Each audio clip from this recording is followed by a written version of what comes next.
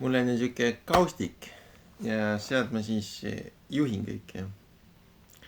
Ettevõtte tegevus, plaanid, kava, klientide kaardistamine, kava, päeva tegevus, mis panus teile liikuda on ju. Ja kõike juhin kaustikust pastakaga, tervet ettevõtet. Ja mul on terve nende kaustikute, see raamatukogu juba. See on kuupäeva peal, et mis ajal sellist mängu, mis nad disainisid ja kõik käib käsitsi tänapäeval selles suhtes, et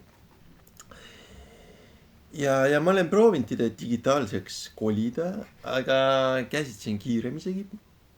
Et see ei pea lülitama midagi käima, kui sa tahad midagi kirjutada ja selles mõttes samamoodi on ka õpilased tahavad teha oma game dev mängulooja äri võtta lihtsalt kaustiku ja saavad hakata tegema, et see nii nagu kunagi tehti, need Rand Kaupmäel oli lihtsalt mingi väike märkmik ja sealt ta juhtis kogu ettevõtet või mingit osa sellest oli töötaja või juhatus või kes iganes.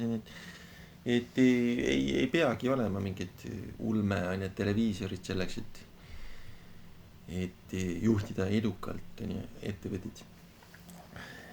Ja mina olen väga, väga rahul, et järjest paremaks proovin seda juhtimissüsteemi ka teha, seda juhatust ja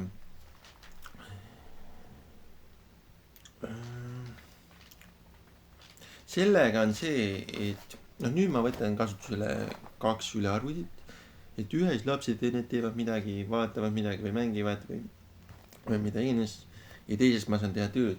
Aga muidu oli niimoodi, et oligi 1 sülearvuti ja samal ajal mina kaustikust hoopis juhtisin terve seda asja.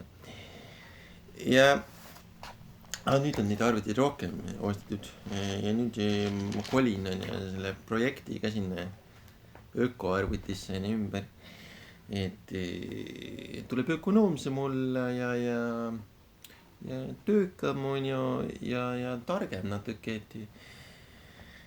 et see vana kommuun läks väga nagu lõbuks nagu kätte ära või et seal toimus ainult lõbutsemine, et tuleb olla töökas, päriselt tööd teha ja kulgeb parem sellised plaanid. Ja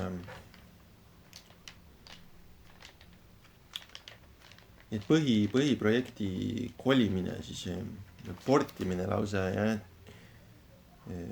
teise operatsioonisüsteemi uuemasse ja teise GameMakeri versiooni, mis ühildub väga hästi. Lihtsalt tark oleks sinna portida.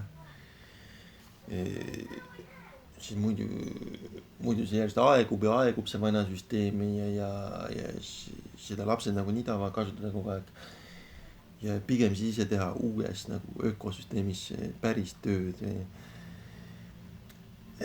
Ja selline kava siis suvilasse minekuks. Hakata ökoarvutis siis kasutatud arvutis tegema tööd rohkem. Ja juhatus siis endiselt kaustikus. Ma proovisin kusjuures seda juhatust ja digitaalseks kolida. Päris nagu ülevaate suhtes see toimib hästi, aga jooksva projekti mõte, et ta ei tööta nii hästi, et ülevaade on hea, et see projekt on pooleli, nüüd on lõpetatud, see projekt on pooleli, nüüd on lõpetatud, see ClickUp ja see tarkvara töötab väga hästi.